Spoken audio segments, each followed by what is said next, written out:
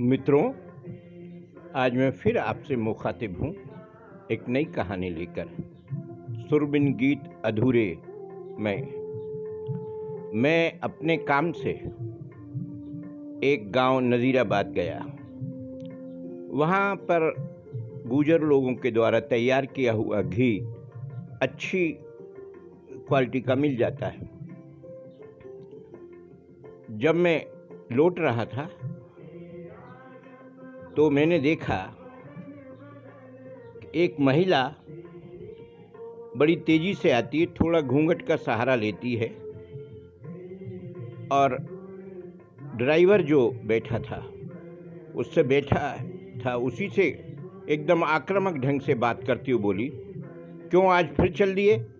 बच्चों की फीस का कोई इंतज़ाम नहीं हुआ? दूध वाले के पैसे नहीं दिए?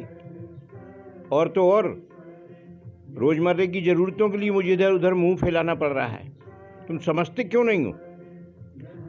और नज़दीक जाके बोली, मेरी तो समझ में नहीं आता तुम करते क्या हो। वो इतने पास चली गई थी कि ड्राइवर जो शायद उसका पति था उसके फोकस में आ गए और उसने झट से एक तमाचा जड़ दिया। मैं हैरत में रह गया।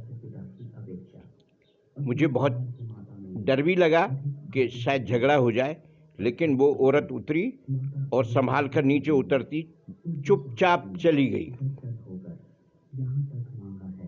शांत माहौल हो चुका था और मैं इस अभूतपूर्व नज़ारे को देख के दंग रह गया।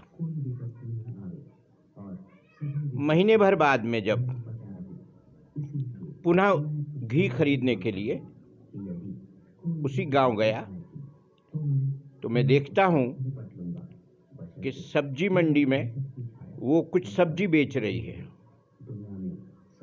मेरा कौतूहल बढ़ा, मैं उसी के पास गया तो अभी वो घूंघट नहीं उठाई थी। उसने कहा, मैं सुलोचना हूँ, आप तो सेठ जी के बच्चे हैं। मैं समझ गया कि तो मुझे जानती है। उसने बताया तो फिर मुझे भी कुछ जानी पहचानी लगी। अरे मैंने कहा, देखो उस दिन तुम्हारे पति ने तुम्हारे साथ बहुत ज्यादती की और इस तरह उन्हें पेश नहीं आने देना चाहिए था। उनकी गलती लगी मुझे। तो वो तनाक से बोली, अरे भाई साहब, आप क्या समझते हो, मेहनत मजदूरी करते हैं, वो भी दिन भर रात भर लगा रहता है, सेठ जी की गुलामी करता है, खाने की भी उसको फुर्सत नहीं मिलती। मुझे तो उस दिन जरा सा तनाव आया तो मैं उसके ऊपर उतारने चली गई, मेरी गलती थी। तो मैंने कहा, ये तो ठीक है लेकिन उसका मारना सही है, और वो तो मेरा आदमी है, मुझे उससे कोई शिकायत नहीं है। अगर कोई दूसरा मुझसे कुछ कह के तो देख ले, उसका भुर्ता बना देगा।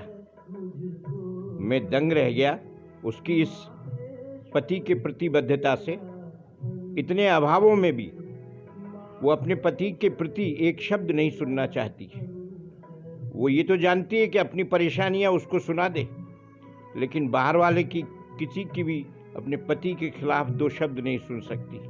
भारतीय दाम्पत्य का ये आदर्श स्वरूप देख करके मैं चकित रह गया और मुझे बड़ी प्रसन्नता भी हुई और सुखद अनुभूति भी हुई। मुस्कुराता हुआ मैं चला आया।